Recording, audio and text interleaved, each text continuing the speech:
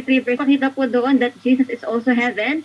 At the time of first coming, yes po, dahil kasama niya ang Diyos na nagtatrabaho po to fulfill yung mga pangako po in the Old Testament. So nakita po natin na yung treasure, so ano yung nasa loob ng heaven? Nandoon ang Diyos. At ano yung tinetreasure po ng Diyos? Tinetreasure po niya ang mga tao po na meron pong salita. So yung kayamanan po na tinitingnan po ng Diyos, hindi yung kayamanan po na nakikita po ng mga tao. So iba yung treasure po in the standard of men at yung iba yung treasure po standard po ng Diyos. Again, magkaiba yung standard ng Diyos at magkaiba rin po yung standard po ng tao. Pero since tayo po yung mga believers na nag-desire na maka-enter po na ano din po makaka-enter sa loob po ng kaharian po niya. So ang salita, okay po, kagaya din po sa mga previous topics po natin, hinalintulad po yung salita po ng Diyos sa isang binhi na kailangan po itanim po sa puso ng tao. So, ibig sabihin po, para maitanim po, surely, yung seed po ng Diyos, kailangan yung tao po niyon, meron siyang matabang puso. Yung puso o yung tao po nakarinig at nakaunawa ng kanyang salita. And last time din po, nalaman din po natin na yung tubig na mga galing po sa langit, kagaya po ng ulan, hinalintulad po sa kanyang salita. So, bakit po iba yung mga terms na ginagamit po dito? Tinuro po ba kaya ito ng instructor? Hindi po. Kundi, ito yung salita po na tinuro po ng ating Panginoong Yesus sapagkat siya ay nagturo at the time of first coming po gamit ng talinghaga. So yung parable, ginagamit po ito, yung something nakikita po ng mga tao physically, ginamit po yun ng Diyos para maunawaan po natin po yung something spiritual. So yun po yung mga magiging topics po natin pagdating sa atin pong official class. At dahil ang naging topic natin po last time is about heaven, kung paano tayo makakapunta po dito, meron kayang qualification to enter in the kingdom of God or in the kingdom of heaven? Even sa labas, di po ba, kung tayo po ay nag-a-apply ng trabaho, meron pong qualification na sinet ang mga companies para ma-hire ang isang employee o isang naghahanap ng trabaho. Even din po yung sinet ng university or ng college. So, in entering that kingdom of God, in the kingdom of heaven, meron pong qualification po na ibinigay din po ang Diyos. Hindi po yun physical po na qualification, pero something po na kailangan meron tayong binhi na maitanim po sa atin pong puso. Kasi without the seed of God, we cannot become the children of God. Kasi kung tayo po ay ama, di po ba physically, para sabihin natin na tayo ay tatay tayo anak ng ating tatay, so ibig sabihin kailangan meron tayong binhi na mula po sa atin pong father.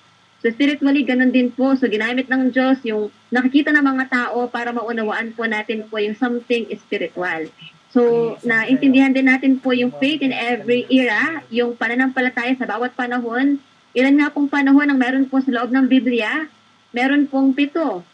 At sa panahon natin ngayon po, ito na yung ikahuling era or panahon about the era of revelation and recreation.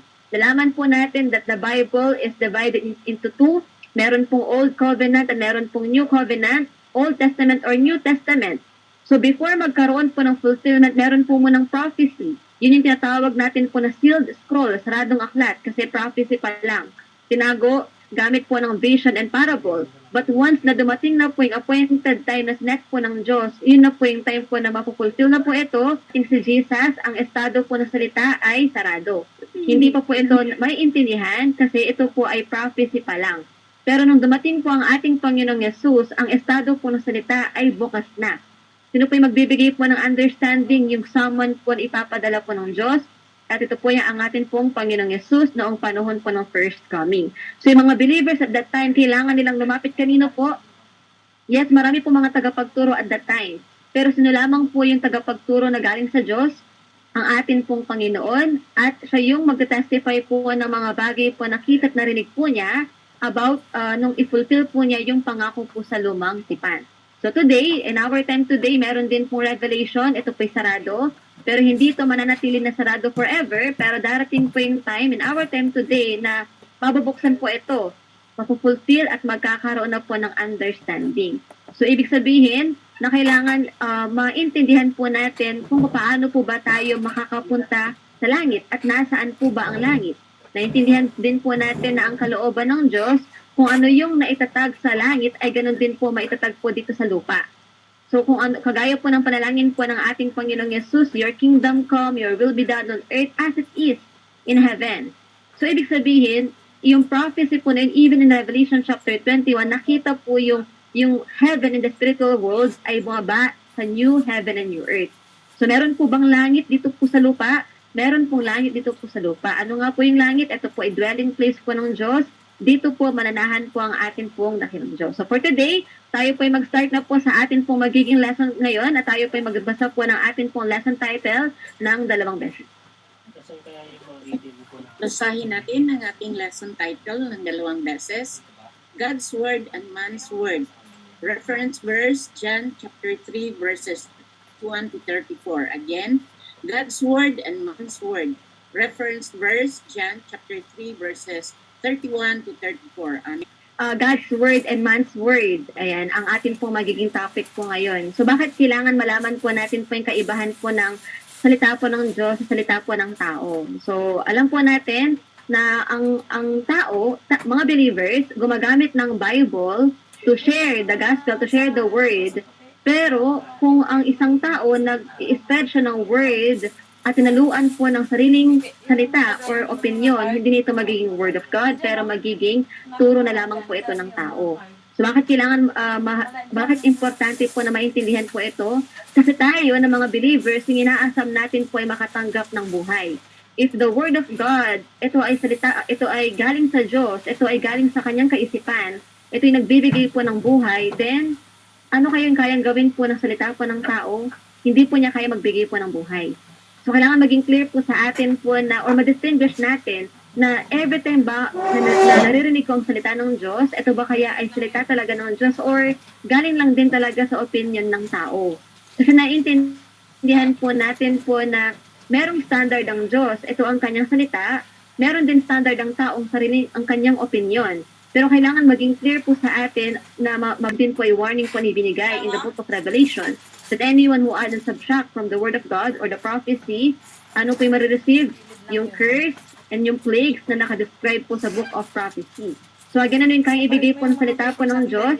Kaya po niya magbigay po ng buhay because God is the creator, siya po ay source of life, and the word of God has the power to create. Meron, ito ay galing lang din po dito sa lupa o sa tao, hindi ito kaya magbigay po ng buhay po para po sa mga tao. So ngayon po ang atin pong reference verse is John chapter 3, verses 31 to 34. So kung kailangan maging clear po sa atin po, binabalik-balikan po natin po yung mga nangyari at the time of first coming, even in the Old Testament, para maging clear sa atin po ano yung connection po nito sa panahon po ng second coming. Again, sino po yung mga nabubuhay sa panahon po ng second coming? Meron po ba ditong nabubuhay po sa third coming? Meron po bang third coming? Wala na pong third coming, hanggang second coming lang po. Yes, nabi po ba we are now living sa huling panahon. So ngayon po bilang pasimula, basahin din po natin po ang ating po reference verse, John chapter 3, verses 31 to 34. Basahin natin John chapter 3 verses 31 to 34. Again, John chapter 3 verses 31 to 34. The one who comes from above is above all. The one who is from the earth belongs to the earth and speaks as one of the earth. The one who comes from heaven is above all. He testifies to what he has seen and heard, but no one accepts his testimony. The man who has accepted it has At meron din pong summon po na galing lang din po dito sa lupa at nag-i-speak po ng mga bagay po na first coming. Kung titingnan po natin na marami po yung mga tagapagturo during that time. Tama po? Marami po yung mga teachers. Even before dumating po ang ating Panginoon, nag-i-exist na rin po yung mga tagapagturo po ng salita. Pero nung dumating po ang ating Panginoong Yesus, sino po dito yung galing sa Diyos? Sino dito yung galing lang din po dito sa lupa? Ang galing sa Diyos, ang ating Panginoon, kaya ang kanyang tinuturo po ay mga bagay po na makalangit. So bakit po bagay po na makalangit? Galing po ba sa langit si Jesus literally or talagang bumagsak po siya sa lupa? Hindi po ganoon. So dumating po ang ating Panginoon as pinangako po siya ng Diyos at dumating lamang po ito according po sa nakasulat. So alam po natin na in the Old Testament, meron pong pangako po from the book of the prophets about the coming of Messiah. About po sa pagdating po ng tagapagligtas. Na ibinigay po ng mga prophet about the book of Psalms. Ang lahat po ng yun po ay ang tinutukoy po nila ang atin pong Panginoong Yesus. E nakita po natin po na ano yung evidence na galing talaga si Jesus sa atin pong Diyos. Kaya po niyong i-testify, binabanggit po ng 1 John chapter 1. Yung nakasulat, okay po, yung dating pangako, nakita, narinig at nahawakan po siya. Yun yung fulfillment that, or yun yung prophecy that became fulfilled. Salita or pangako po nagkaroon po ng katuparan na nakita at nahawakan, narinig yung fulfillment po ng pangako. Therefore, nung panahon ng first coming, makikita natin po dito kung sino talaga yung nagtuturo po ng mga bagay na makalangit at kung sino po yung nagtuturo po ng mga bagay dito lang po dito sa lupa. So sabi po, he testified to what he has seen and heard, but no one accepts his testimony. The man who has accepted it has certified that God is truthful. For the one whom God has sent speaks the words of God, for God gives the Spirit without limit. Bakit kaya pong i-testify po ng ating Panginoon yung mga bagay po na makalangit? Kasi meron siyang nakita, meron siyang narinig. He testified to what he has seen and heard. Pero ang malungkot na pangyayari, no one accepts his testimony. Wala pong tumanggap sa testimony po na meron po siya. Di po ba even sa labas, kunwari meron pong crime na nangyari, meron pong witness. Bakit kaya po niya mag-testify ito pong witness na ito? Kasi meron siyang nakita, meron siyang narinig. So, ibig sabihin, spiritually, bakit kaya pong i-testify ng ating Panginoon ang salita po ng katotohanan? Kasi nakita at narinig po niya, yung tao na yun po ay mag-i-speak accordingly or according po sa katotohanan po na kanyang tinanggap. So mula po sa magiging topic natin po for today, malaman po natin po yung 4 na main points. Una, aalamin po natin po yung pagkakaiba ng Diyos at ng tao. So alam ko po from our previous topics ay natakal na po natin yung mga patungkol kung ano yung paano nilikha po yung tao, sino po naglikha sa kanila, at ano yung kakayahan pong gawin po ng atin pong Diyos. At ngayon, kailangan maging clear po sa atin po ano ba yung layunin po ng Diyos. Bakit kaya kailangan pang dumaan o bakit kailangan pang umabot ng 6,000 taon ng kanyang trabaho. So ano yung layunin po niya talaga? Even din po sa panahon po ni Adan, makikita natin po doon yung papaano niya sinimulan ang trabaho po na ito. And then pangatlo, or main point number 3, maintindihan po natin po dyan yung result. Ano ba yung resulta po ng someone po nagtuturo po ng salita po ng Diyos at ano naman yung resulta po ng salita po ng tao. Malaman about God, about evil, about bagay po na makalangit and even po yung bagay po na makamundo. So ito po ay bagay po na something po na magkakaroon po ng clear understanding sa atin habang tayo pinag-aaral po ng salita po ng Diyos. So ngayon po, let's start with our main point number 1 about the difference of man and God. So ang Diyos, paano siya nagpakilala? Yes, we can say siguro na God is my provider, God is my hero, God is my savior. Tama po yun. Pero gamit ng Biblia, paano siya nagpakilala? Exactly, according po sa nakasulat. Sinabi po sa Isaiah chapter 44, verses 6 to 8, sinabi po dito, this is what the Lord says, Israel, King and Redeemer. The Lord Almighty, I am the first and I am the last. Apart from me, there is no God. Who then is like me? Let him proclaim it. Let him declare and lay out before me what has happened since I established my ancient people. For I tell it long ago, you are my witnesses. Is there any God besides me? No, there is no other rock. I know not one. So pinapakita po dito that God is the only true God. He is the creator. Siya yung naglikha po ng mundo. So if He is the creator, ano yung kayang ibigay po niya? Kaya po niya magbigay po ng buhay. Di po ba? Yun din po yung nakasulat in Genesis chapter 1 verse 1. That God created the heavens and the earth. Nilikha po niya ang langit at lupa at yung mga nandito po. So pinapakita po dito that God is the only true God. Roon po na existence po ng evil. Ipinapaalam po dito na siya lang din ay galing sa loob, sa heaven. Nilikha lang din talaga siya ng Diyos. Nakatanggap ng buhay mula po sa Diyos or sa Creator, pero in the end, ano po yung nakita sa kanya? Wickedness. Na ay nag-go against God at nag-create ng sect, ng sekta, ng group, ng division against God. Kaya kung titingnan po natin, bakit po umabot po ng 6,000 taon ng trabaho po ng Diyos? Kasi po in every era, nagkakaroon po ng deception. Nagkakaroon po ng pag-deceive, panglilinlang. And hindi ito basta-basta na deception po na madaling tingnan. Kasi siguro sa part natin, even din naman po ako, hindi po in-exempt ang akin pong sarili. So iniisip ko po before, kapag color black, ito ay kay Satan na nilikha before as a guardian cherub na belong sa liwanag. Siya na lang din po ay nagpapanggap po na nasa liwanag. So pinapakita po dito na ang Diyos na siya ay creator, na siya ay pinagmumulan po ng buhay, ano yung nilikha po niya sa mga tao. Alam po natin po na ang paglikha po ng Diyos sa mga tao po is according sa image at ang kanyang likeness, sa wangis at kanyang larawan. Pero ano nga po ba ang wangis at larawan po ng atin pong Diyos? Kasi tingnan niyo po, tingnan niyo po yung mga nasa screen po natin, yung mga kapatid po natin. Ano po? Sige po, basahin po natin Zechariah chapter 12, verse 1. Basahin natin ang ating Zechariah chapter 12 verse 1. Zechariah chapter 12 verse 1. This is the word of the Lord concerning Israel. The Lord who stretches out the heaven, who lays the foundation of the earth, and who formed the spirit of man within him. Amen. Amen. Maraming salamat po sa pagbabasa. Ano po yung nilikha po ng Diyos sa isang tao? Siya yung nag-form po ng spirit within him. So yung nilikha kapag trabaho din po ang spirit ng isang tao, ano yung kaya po niyang gawin? Kaya din po niya magtrabaho po kagaya po ng mga pinipili po ng atin pong Diyos. So pinapakita po dito na ang Diyos, siya yung nagdilikha po ng spirit within a man. Ngayon ano po yung kaibahan naman po nito sa man?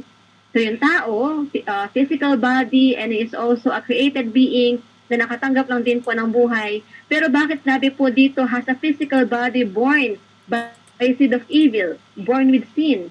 So maaari po na baka maging tanong po natin, kami mga believer, kami ay born of the seed of the evil. Bakit kaya?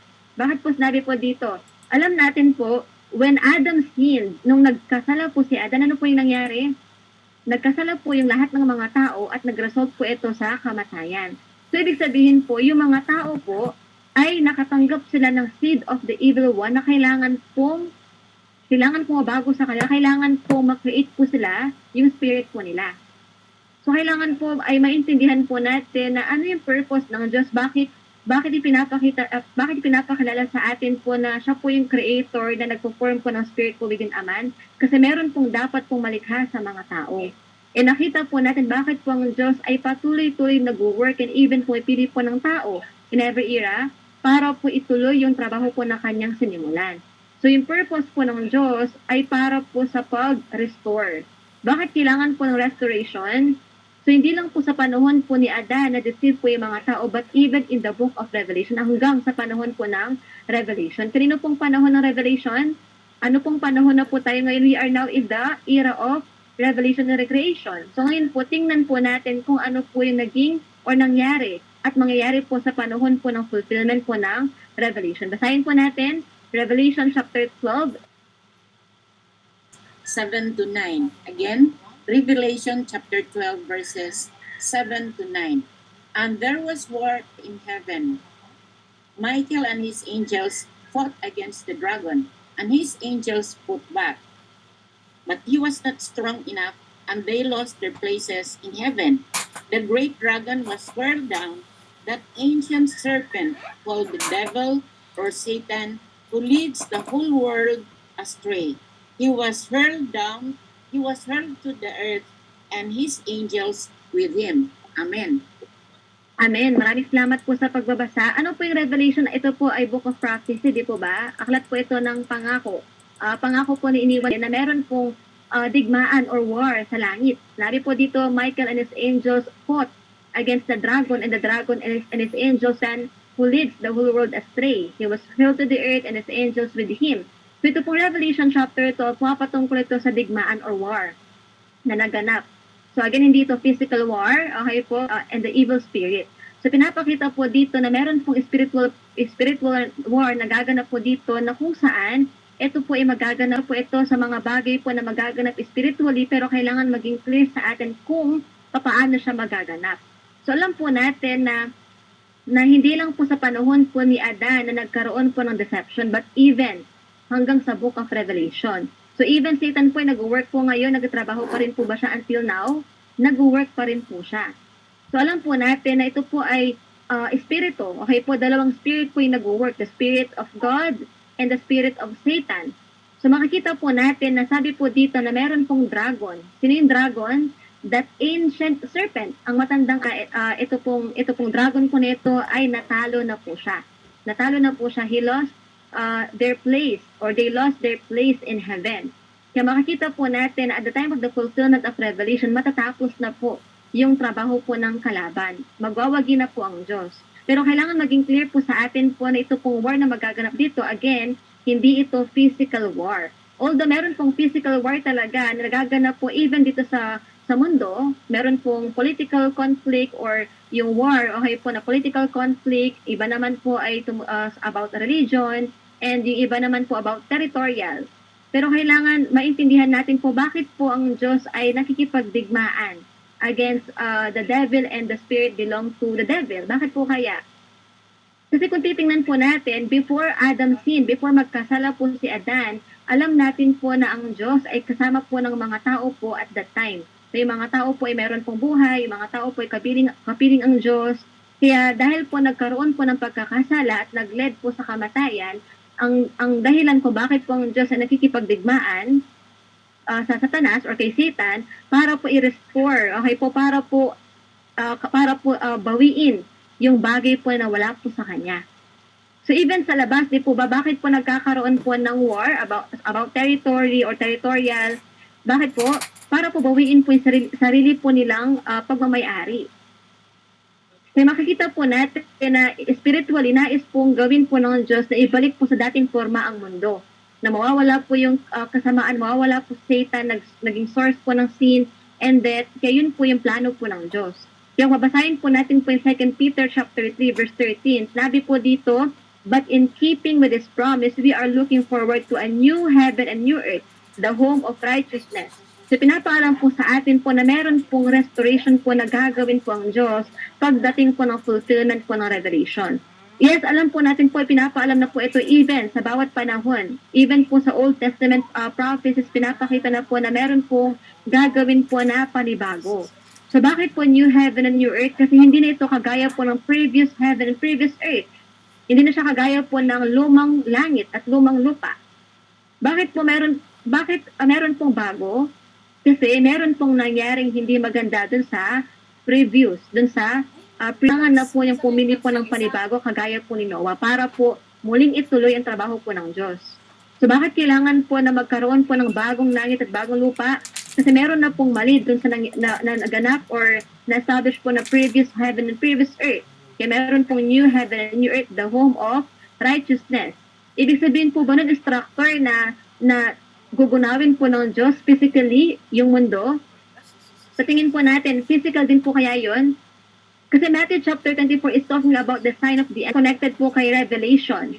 So pinapaalam po dito, if this prophecy is spiritual na magaganap, hindi ito pwede pong i-interpret po ng physical. So ibig sabihin, even yung tinutukoy po na sun, moon, and stars na darken and fall, hindi ito tumutukoy po sa physical po na paglaglag or paglaglag po ng sun, ng moon, at ng stars. Tumutukoy po ito sa spiritual po na mangyayari pagdating po ng fulfillment po ng Revelation. So pinapakita sa atin po ngayon sa pag-aaral po natin na meron pong gagawin po ang Diyos o i-establish po ng panibago. Panibago po. Panibagong langit at panibagong lupa na kung saan po dito siya magdudwell. So hindi lang po ito naganap, hindi lang po ito na pinangako po in the book of Revelation or even sa 2 Peter, but even po in the book of Isaiah. Nabi po dito na siya po ay mag-create po ng new heavens and a new earth. That the former things will not be remembered, nor will they come to mind.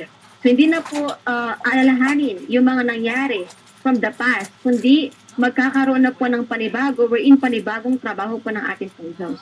Kung ito po ay nagiging pag-asa po sa atin, ito talaga yung magbibigay sa atin po paran po ng pangako in the New Testament. So even po ang mga disipulo, nung nagtanong po sila sa atin pong Panginoon, ano pong sabi nila? Basahin po natin Acts chapter 1, verses 6 to 8. Basahin natin Acts chapter 1 verses 6 to 8. Again, Acts chapter 1 verses 1 chapter 1 verses 6 to 8.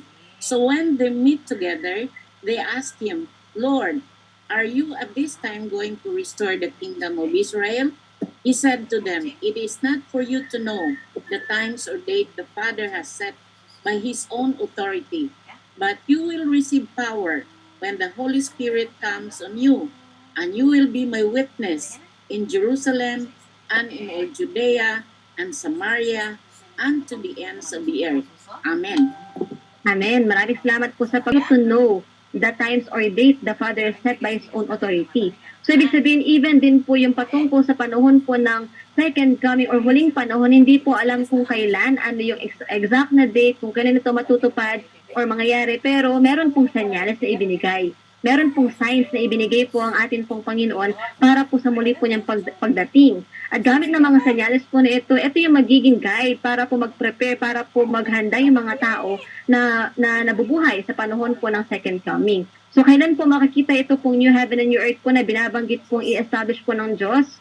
Nasa Revelation chapter 21 po ito. Sinabi po sa Revelation chapter 21 verses 1 and 2 na yung first heaven and first earth ay na-destroy na po ito, na wala na po yung unang langit at unang lupa. At new spiritual world, that is the holy city, New Jerusalem. So, ibig sabihin, yung purpose po pala ng Diyos, bakit siya nakikipagdigmaan, ay para po i-restore ang lahat po ng nawala po sa Kanya. Alam natin po, nung panahon po ni Adan, ay talagang literal na kasama po ng mga tao po ang Diyos, kapiling po ang Diyos at that time. Pero dahil po nagkasala po yung mga tao, naging makasalanan na po lahat, kaya ang nangyari, ang Diyos ay umalis. Siya po'y umalis. Bakit siya umalis? Ibig sabihin po ba nang iiwan po ang Diyos? Actually, ginawa po ng Diyos yung bagay na yon kasi meron pong purpose. Hindi po pwede pong manahan or manatili po ang Diyos kasama po ng mga tao nung panahon po ni Adan. Bakit po? Kasi kung ang Diyos ay banal at ang mga tao po ay makasalanan, kaya po in the time of Moses, nahayaan na lang na si Moses na lang po yung makipagkita sa Diyos. Kasi kapag nakita nila ang Diyos, hindi nila kaya po i-contain yung presensya po niya. Kaya yun po yung ginagawa po ng Diyos. Nire-restore po niya ang mundo, okay po, gamit ng kanyang salita na kailangan po yung mga tao, tayo po ngayon ay makatanggap ng salitang katotohanan para ito po yung way, para tayo po ay makakilala po sa atin pong Diyos. Kaya pagdating po ng fulfillment ng Revelation, dito na po magaganap, dito na po lilitaw yung pangako po about sa new heaven and new earth. Naniniwala po ba tayo po dito na meron pong new heaven and new earth? Amen? Yes, meron po kasi nakasulat po ito. Nakasulat po na meron pong new heaven and new earth. Hindi natin pwedeng hindi paniwalaan po yung nakasulat. Kapag nakasulat, ibig sabihin po kahit pangako ito, kahit lumipas man po yung ilang daang taon or ilang libong taon, ito po ay matutupad at matutupad. Kasi ang nangako po nito walang iba kundi ang ating pong Diyos at ang ating Panginoong Yesus. So ngayon, dahil nakita po natin na meron pong restoration po or even po na pag-establish po ng panibagong langit at panibagong lupa, ano yung kailangan po na maintindihan po natin? Hindi lang po yung heaven and earth po yung magbabago, but even dapat yung mga taong nandito. Hindi pwede po na, ano lang yun, ang Diyos na yun, bahala na ang Diyos doon, hindi po ganoon. Kasi kailangan even yung mga tao po ay mabago. Kasi sabi po, maintindihan po ng mga tao kung ano yung trabaho na ginagawa po ng Diyos. Pero in every era, meron pong ipinapadala po ang Diyos. Meron pong summon po na magte-testify kung ano yung katotohanan, yung trabaho po ng Diyos. Kaya kagaya po nung panahon po ng first coming, si Paul po ang good example po about sa change, about po sa pagbabago. Hindi to tumutukoy po sa physical po na change na dati, manginginom po ako, ngayon hindi po ganoon. Pero ang pinapatungkulan po dito na pagbabago ay spiritual po na pagbabago. Na once na yung spirit ay na-form na within a person. So kagaya po ni Paul, basahin po natin Galatians chapter 1, verses 11 to 12. Basahin natin Galatians chapter 1 verses 11 to 12. Again, Galatians chapter 1 verses 11 to 12. I want you to know, brothers, that the gospel I preach is not something that man made up. I did not receive it from any man, nor was I... Amen. Maraming salamat po sa pagbabasa. In Galatians chapter 1, dito po na tinutukoy po ni Paul nang tinanggap po niya ay revelation from Jesus. So, bakit po ba tinanggap ni Paul yung revelation from Jesus? Kasi siya po ay pinili po ng ating Panginoong Yesus. And nakikita po natin, before Paul received this revelation from Jesus, ano yung kanyang buhay pananampalataya? Sa itagapagturo, di po ba, siya po ay matalino. Siya po ay meron pong karunungan about the scripture of Old Testament. Memorize po niya yung law. Pero alam po natin, Paul, akala po niya yung righteousness ay ang pagpatay sa mga followers of Jesus, pero tinanggap po niya yung revelation from Jesus. So pinapakita po dito na si Paul, Dati siyang persecutor po ng mga followers of Jesus, even sa atin pong Panginoon. Pero after that po, siya ay nakatanggap ng revelation from Jesus. Sinabi na ang kanyang tinanggap, hindi ito galing sa tao or gawa ng tao, pero tinanggap niya ito as revelation from Jesus. So ngayon, paano po kung tinanggap yung revelation from Jesus, yung word of truth mula sa ating Panginoon, pero meron akong karunungan at that time before ko pang tanggapin yung revelation na yun, anong gagawin ko dun sa naging karunungan ko before? Kailangan ko po bang itapon yun? Or kailangan ma-retain po yan sa akin kasama ng revelation po na tinanggap ko sa ating Panginoon? Pwede po kaya yun? Pwede po ba na magsama po yung word of God, that is the truth, at yung turo po ng tao, pwede magsama po yan? Hindi po pwede magsama po yun. Kagaya din po ng isang alak, nilalagay po sa wineskin. Hindi po pwede po isama po yung old wine and new wine kasi sabog po ito. So, ganun din po spiritually na kung tatanggapin po natin po yung word of truth, word from God, word from Jesus, kailangan po meron tayong itapon. Ginawa po ba yun ni Paul? Ginawa po yun po ni Paul kasi alam po niya na yun po yung maglilid po sa kanya para makatanggap po ng buhay mula po sa ating dakilang Diyos. Sinabi po sa Philippians chapter 3 verse 8, "What is more, I consider everything a loss compared to the surpassing greatness of knowing Christ Jesus my Lord. For his sake I have lost all things. I consider them rubbish that I may gain Christ." Amen? So, ano yung ginawa po niya? He considered everything as rubbish. Ginawa po niya, kumbaga kinonsider niya po as basura yung mga tinanggap niya before, alang-alang po sa pagtanggap po niya mula po sa revelation from Jesus. And at that time, si Paul ay ginamit po to preach the gospel sa mga Gentiles. Siya po ay nagsulat din ng epistle. Yung New Testament, kalahati po nun po ay halos si Paul po nagsulat po nun. Di po ba? From persecutor na nagpa-persecute sa followers of Jesus even sa ating Panginoon, pero ginamit po siya ng ating pong Panginoong Yesus to testify, to preach the good news sa mga tao po sa mga tao po during that time. At yung tinanggap po niya mula sa ating Panginoon, yun po yung nagpabago sa kanya. Pero yung dati po na tinanggap niya before, yung meron siyang katuruan before, yun po itinapon po niya. Alang-alang dun po sa revelation na tinanggap po niya mula po sa ating Panginoon. So, bakit kailangan natin pong alamin po ito? Bakit kailangan pong pag-aralan po ito? Kasi kung tayo ngayon, meron tayong iba't ibang mga karunungan. Maaari po na pinapaniwalaan ko ito, si ito hindi naman. Maaari na pinangahawakan ko ito, pero siya hindi. Maaaring ganun, di po ba? Iba't iba yung pinangahawakan po natin po na scripture o pinangahawakan po natin po na salita in the Bible. Pero kung ano yung tinuturo po ng Bible po sa atin na meron pong isang katotohanan na kailangan pong tanggapin ang mga believers sa panahon po ng second coming. Kagaya po ng panahon ng first coming. Before Jesus came, anong katuruan po yung meron at that time? Yung law, yung batas. Wala pong problema po sa batas. Okay po? Before Jesus came again, ang mga tao po ay under po ng law. Under po ng law of Moses. We were held prisoners by the law, locked up until faith should be revealed. So the law was put. Amen. Amen. Maraming salamat po sa pagbabasa. So mula po sa atin pong binasa in Galatians chapter 3, ano po yung sabi po dito? Before dumating po yung faith, we were held prisoners by the law, locked up until the faith should be revealed. So at that time po, alam po natin before Jesus came, ano po yung katuruan po na meron noong panahon po na yon? With the teaching about righteousness. But solid food is for the mature, who by constant use have trained themselves to distinguish good from evil. Amen. Amen. Maraming salamat po sa pagbabasa. Napakinggan po ba natin po ng mabuti? Every time po ba na tayo po nagbabasa ay meron tayong Bible na ino-open po natin? Ay, try po natin po yun kasi hindi lang tayo po nakikinig but we are examining. Okay po kung yung tinuturo po ba is according sa Bible. So again po na matuto tayo po na magbuklat ng atin po mga Bible para at least nakakasunod po tayo po kapag nagbabasa po yung atin pong Bible reader. Mula po sa atin pong binasa, ano po yung narinig po natin? Na meron pong someone like an infant. Ano po sabi po dito? Yung kinakain po niya ay milk. Still an infant is not acquainted with the teaching of righteousness. Pero yung mature believer, ano yung kinakain po niya? Solid food. At ano yung kayang gawin po ng isang mature believer who by constant use have trained themselves to distinguish good from evil. So pinapakita po dito na meron pong infant believer at meron pong mature believer. Yes, pareho pong mananampalataya. Pero anong klaseng mananampalataya? Meron pong infant believer, batang pananampalataya, at mature na believer. So kung titingnan po natin, ano yung difference po nila? Same silang believer, pero yung difference nila, yung infant believer, ano yung kinakain po niya? Milk. Elementary teaching. Okay po, and cannot distinguish good and evil. How about the mature believer po? Solid food. Siya ay naging mature and kaya po niya mag-distinguish kung ano po yung good at yung evil.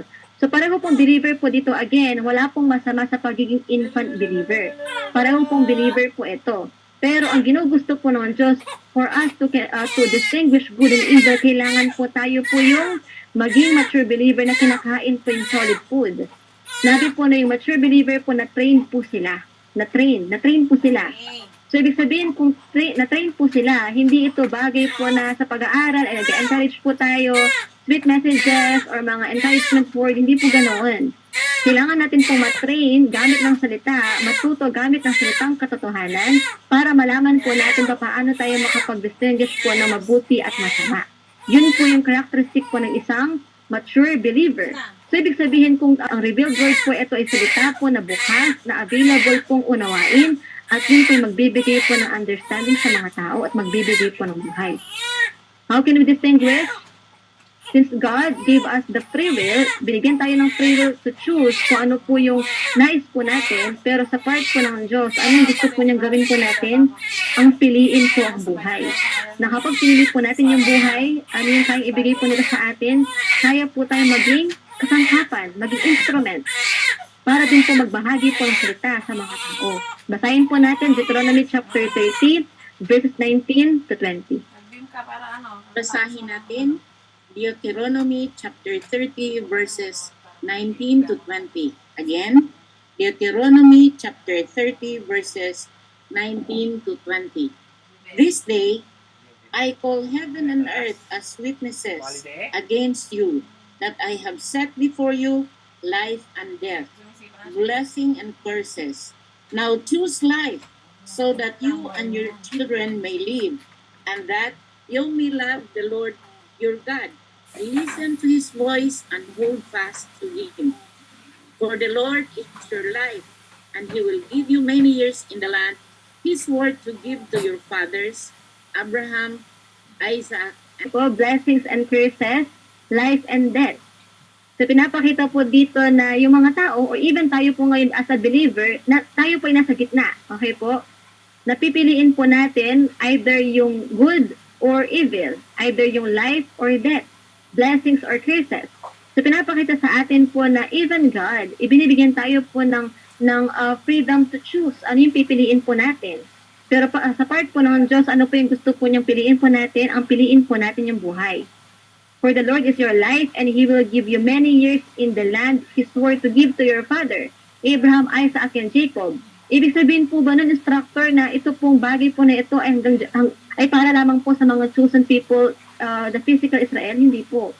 So bakit binibigay sa atin po yung Bible? Bakit po pinapaalam po or binabalik-balikan po natin po yung mga choose life? Choose life so that you and your children may live and that you may love the Lord your God. Listen to His voice and hold fast to Him. So pinapakita po dito na as a believer, ano yung blessings and curses. At para po magawa natin po yung pag-distinguish, kailangan magkaroon tayo po ng understanding. Na kailangan tayo din po dumaan sa training and even po na makapag-distinguish kung ano po yung trabaho po ng Diyos sa trabaho po ng Satan. Again, pareho po nagtatrabaho po ang Diyos at si Satan. Pero ang trabaho ng Diyos ay magbigay po ng buhay at ang trabaho po ng Satan po ay para magbigay po ng kamatayan. Okay po, magkabaliktad lang din po ito. Pero again, ano yung ginugusto po ng Diyos muli po sa atin? Yung maintindihan po natin po ang kanyang trabaho. Pero para po magawa at maintindihan po natin ang kanyang trabaho, kailangan po magkaroon tayo ng understanding. Sino po magbibigay po ng understanding po sa atin? Ang Diyos rin po mismo. But meron pong process that in every era, God is working through a one person. At gamit ng isa po na yon, mag-testify po siya kung ano yung nakita at narinig po niya, at yung mga tao po ay kailangan pong lumapit at makinig para po maintindihan kung ano yung trabaho na ginagawa na po ng Diyos sa panahon po na ito. Gising pa po ba ang bawat isa? Ano naman po, gising na gising po tayo po. At maintindihan po na parang ang tagal po na ata na hindi, I mean, parang sobrang late na ata. Don't worry po. Ito po mga naging topic natin ngayon. Mas maintindihan pa natin po ito clearly, deeply, okay po sa mga magiging topic natin po pagdating sa atin pong introductory level. Pero para po magbigay po sa atin po ng understanding sa atin, kailangan maintindihan din po natin po yung kaibahan po ng turo ng Diyos at turo po ng tao. Yung turo ng Diyos, i-testify po yun, ipapaalam po yun sa atin through that one person po na ginagamit po niya sa bawat panahon. At yung turo po ng tao, even though nagtuturo, ginagamit yung scripture, ito po'y nahaluan man ng kahit konting-konti na opinion ng isang tao, hindi ito magiging word of God na. Even ang basong tubig, di po ba, kapag binigyan po ng kahit konting-konting lason po, hindi na ito magiging pure water. Pero ito po'y maglalason po sa taong iinom ng tubig po na yun. So, ganun din po. Kung yung word of God, word of truth ay magbibigay ng buhay sa atin, then kailangan po maintindihan at ma-receive yung complete understanding na mula po sa Diyos. Nang wala pong dagdag at wala pong bawas. Kundi kailangan purong-puro. Amen?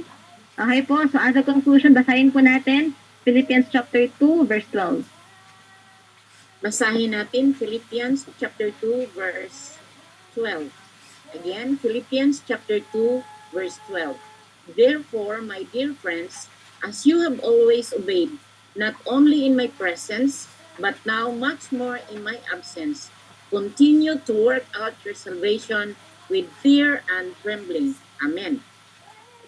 Amen. Maraming salamat po sa pagbabasa. Continue to work out your salvation with fear and trembling. Okay po, tayo po ba ay may takot po sa Diyos? How can I say na tayo ay takot sa Diyos? Kaya po in Job chapter 28, pinapakita po doon po na yung fear, yun po ay beginning po ng wisdom. Kung tayo po ay takot po sa Diyos, yun po yung magbibigay sa atin po ng karunungan at mag-push po sa atin po para makilala po ang Diyos. So, ibig sabihin, meron tayo po na mga pastors po dito, di po ba? So, pinapakita po na tayo po yung mga nagtuturo sa atin pong congregation, pero kailangan din po natin po sila din po yung makakatanggap ng buhay. Tama po ba? So even din po kahit church workers man tayo or member po tayo, we need to share kung ano po yung katotohanan. Kasi yun po yung magbibigay po ng buhay para po sa mga taong tatanggap nito. Ayaw na ayaw po ng Diyos yung pagsisinungaling. Kasi yung lie sa harapan po ng Diyos is adding and subtracting from the Word of God. So kailangan po maging clear po sa atin po, even sa pag-aaral natin po dito, maintindihan po natin kung ito ba ay katotohanan? Ito ba ay according sa word? Kaya tayo po ay nagbabasa po ng Bible. Kaya tayo po ay nagbubuklat po ng Bible natin kapag tayo po ay nagbabasa or may pinapabasa. Kasi gamit nito, tayo din po as a believer na nakikinig, kailangan i-check natin po na mabuti yung pinapakinggan po natin. Hindi lang po basta-basta nakikinig. Okay po? So nawa po ay talagang mag-overcome pa tayo, and then hopefully ito pong ating pong salitang ating narinig ay mas nagkaroon po ng somehow nakurot sa ating pong puso na kailangan ko palang hindi pala ito basta-basta na pakikinig or even pagbabahagi lang. Kasi sabihin man po natin po magandang intention po natin magbigay ng encouragement po sa tao, ito po ay hindi according po tayo according sa nakasulat po sa loob po ng Biblia. Okay po? So muli po, maraming salamat po sa bawat isa. Nawa po itong tayong portal. Meron tayo pong portal po wherein doon po ina-upload yung atin pong lesson notes, yung atin pong mga videos, and even po yung kapag gusto niyo po na mag-share ng mga natutunan po ninyo, meron tayong realization po na provided po doon para isulat niyo po doon yung mga natutunan po natin po from our lesson. So again po mga kapatid na this coming February 20, muli, paalala po na tayo po ay officially na magkakaroon na po ng class. Although ngayon po ay warm-up class pa rin po ito, pero kailangan natin po magkaroon po ng enough na lesson from warm-up class para maintindihan natin po at mai-prepare yung heart po natin for our official class. So again, today, para po sa mga hindi pa po nag-register, so please po mag-register na po tayo within this day. Okay po, kahit na active po tayo, kung tayo po hindi po registered, maaari po na hindi tayo makasali. Kung nahihirapan po kayo po na mag-fill out dun sa form, then communicate yung atin pong evangelist and team leader para po tulungan po tayo para makapag-register officially sa ating form. Okay po, naintindihan po ba ito na bawat isa? Okay po, so nawa po ay muli makasama po namin kayo sa ating pong official class na hindi lang po tayo po pang warm up. Okay po, sino po yung makikita ko po sa ating pong February 20? Patingin po sa ating pong official class, so you need to prepare yourself and even po na magkaroon na po ng Telegram application or Telegram account para po masali po kayo sa ating pong channel. So ngayon po, tayo po ngayon po ay mag-end po sa isang panalangin. Let us all pray. Sa aming dakilang Diyos na may likha po ng langit at lupa, maraming salamat po aming Ama sa araw po na to na muli ay ginagawa niyo po kami at ang aming po mga puso para po makapakinig ng salita po ninyo. Salamat po aming Ama sa patuloy-tuloy na pagbigay niyo sa amin ng understanding from your word na maintindihan po talaga namin yung puso at trabaho po ninyo na ginagawa sa panahon po namin po ngayon. Tulungan niyo po kami, Ama, na every time na napapakinggan po namin ang salita po ninyo, ay magkaroon nawa po kami ng bukas na puso at isipan na maintindihan po namin kung ano po yung turo po ninyo at even po na ito po yung magbibigay sa amin po ng buhay. Kaya as a member, as a believer na nag-hope ng eternal life na ibibigay po ninyo para po sa amin, na kami nga po yung mga tao po na makikilala po kayo 100% or complete according po sa inyo pong salita at talagang maibahagi din po talaga namin ito sa mga tao pong na kakasalamuha po namin or even ang amin po mga family. Kaya aming amang Diyos, salamat po sa patuloy-tuloy na pagbibigay niyo po sa amin ng kakayahan para po magtagumpay at gamit ng salita as our weapon para po ma-overcome po iba't ibang mga gawa po ng kalaban. Alam po namin namang Diyos na ang trabaho niyo lamang po ay magbigay po ng buhay.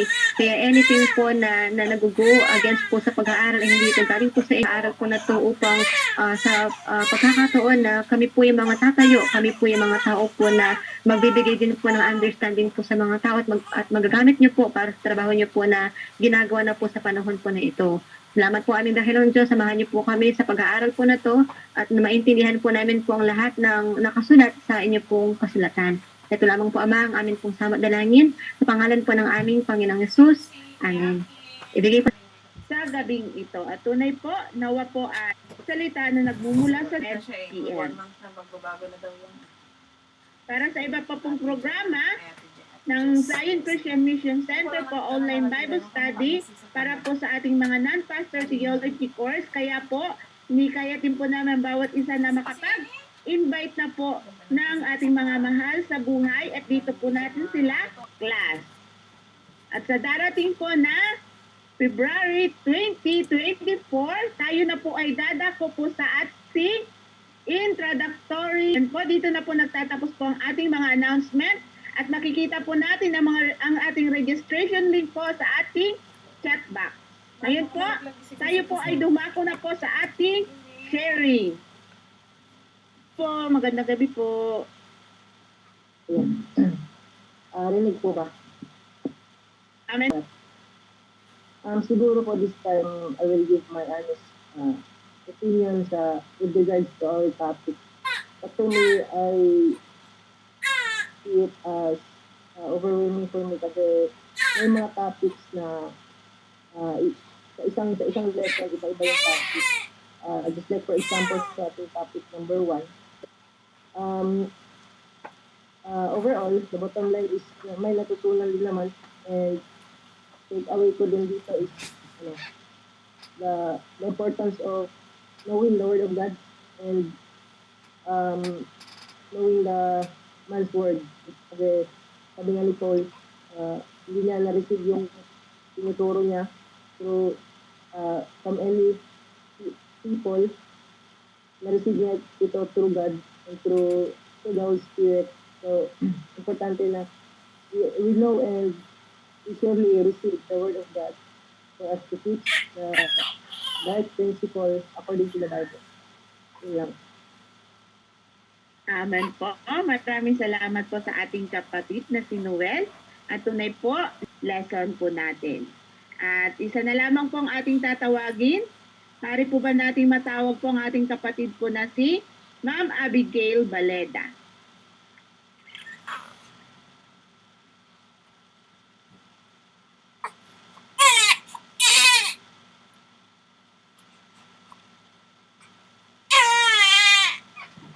Ayan, maaari po kayong mag-unmute po.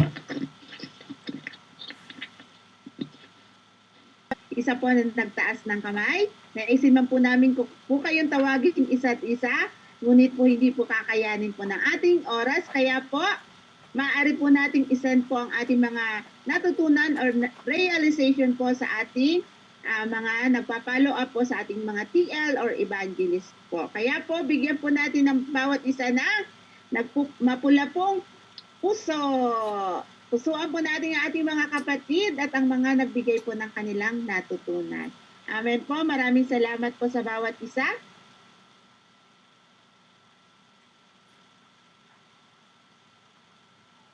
Ayan, ngayon po tayo na po'y dumako na po sa ating commemorative photo.